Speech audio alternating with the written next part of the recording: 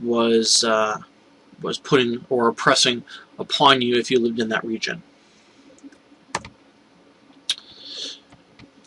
Number 3, and now we get to the effects of the Middle Ages and how what happened because of the fall of Rome affected the Middle Ages going forward. First, we got the new Germanic kingdoms. From them emerged the new Holy Roman Empire, which we see here kind of on the bottom left image here. The Holy Roman Empire basically was the northern central part of Europe, stretched straight down basically downward and into present-day Italy. So if you see here, the Holy Roman Empire spread halfway across the center part of modern-day Europe, straight down into modern-day Italy, and some areas in between. This was basically an area, for the most part, under heavily, I won't say control of, but influenced by the Catholic Church, which we'll talk about later on. Also, we see a rise of the feudal system in Europe, which is what is depicted on this chart on the right side. As you can see, the bottom to top, we have the peasants and the serfs on the bottom, which makes up the majority of the population. These are the people that lived in the villages. They farmed the villages. They did the agriculture. They did their different little trades and their shops and stuff like that. But they were not very well educated. Again, no reading and writing. They just did what they needed to do to survive. They did pay taxes to the nobles and to the king, but again, not very well educated. Usually they did not own the land that they worked. They rented the land. They harvested it, worked on it, and were able to keep just enough to survive.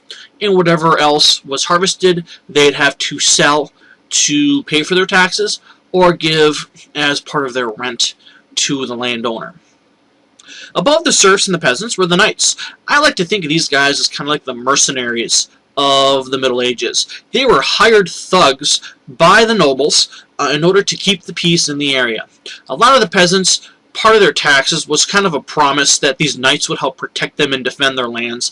A lot of times it happened, more times than not it didn't. They just wanted their money. So the knights, again, mercenaries, hired thugs to look after the interests of the nobles who did hire them. Above the knights, as I mentioned, were the nobles. These were kind of the rich guys. They were not royalty, but you'd see them from time to time battling other nobles to try and get more land with their particular knights. The more land you have, the more power you have. The more power you have, the more people you can control. The more people you control, the more money you get, so on and so forth. A lot of times the way you become a noble is the one noble that beats all the other ones kind of ends up being the king. The king will then claim all this particular territory as his. He would determine the nobles that are loyal to him, who would usually end up fighting against each other in the end, except they would not fight the king. And those nobles are kind of like the commanders or the governors of the region, who would look over the different areas or the different counties of the king's empire. Above the nobles, obviously, is the king. As you go up in this pyramid, the amount of wealth and power goes up that that particular person or class has. But also there are few people the higher you go up. The more you go down, population increases, but so does the wealth.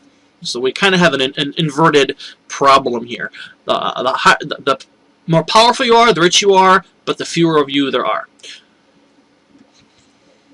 Moving on. Effects of the Middle Ages. Letter C. The power of the Christian Church started beginning to grow rapidly. So, the powers of the Christian Church grows rapidly. The world, and it comes to the question, was Europe really safer? Europe became a rural region, and was it really safer because of its small town mentality? Not too much, to be honest. There's still a lot of battles going on. It was not very much safer. You still had diseases going on. Not as much. The lifespan was longer, but it was not very hygienic. Back during the time of Rome, they would have a sewer system for your garbage, for your waste. But during the Middle Ages, not so much. It was just a small little village. Lots of not so good stuff going around. A lot of garbage, all that kind of stuff just laying everywhere. Very dirty atmosphere. Not necessarily safer when you're talking about germs and things like that. No major emphasis on learning. As we talked about before, they did not necessarily want you to be smart, the nobles and the king. The idea being that if they can subjugate you, keep you on the low end, then you'd have no ability to get out of that class. Within the feudal system, there really isn't much of a realistic way to get out of your class if you're a peasant, but that was multiplied more by you not being smart. If they could keep the smarts out of you, keep you basically illiterate, unable to read or write, that means that they can pressure you with their smartness, basically. And we see that a lot even today. The ones that are usually the most persecuted and the most taken advantage of are the ones that are uneducated. So if they can keep you uneducated, they can keep you under their boot and in their control. The thing that leaders kind of fear the most are the educated people who are smart. So if they can control that, then they can kind of keep you under their control. And again, we still see that even today in places around the world, and sometimes even in the United States. A lot of politicians, they scare you with scare tactics, hoping that the majority of the voters are not smart enough to know what's actually going on. You look at some of the ads that go on TV, and they'll say things that are not necessarily true, but you as the voter don't know. And unfortunately, a lot of voters don't care. They just see a headline, assume that it's true, and because of their ignorance on politics, they just assume that it's true and will vote for whomever they think is the right person, even though it might not be true what they were portraying on TV or in the news. Finally, our last slide. Last effects. New languages replaced Latin. Latin was on the outs when it came to the language. Now it's getting replaced with new languages like German, like French or Spanish. So people were kind of creating their own little cultures based upon their new languages of the common languages they were creating. This didn't happen overnight. This took a period over hundreds of years for people to finally settle and get together with the particular language groups that they worked with. Eventually, these places would become countries later on, which is why in Spain we have people that speak Spanish, French people that speak French, German people that speak German.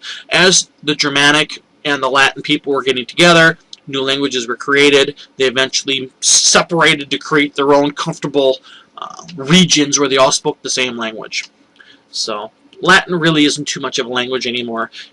It was combined with a lot of these other languages, which we see today.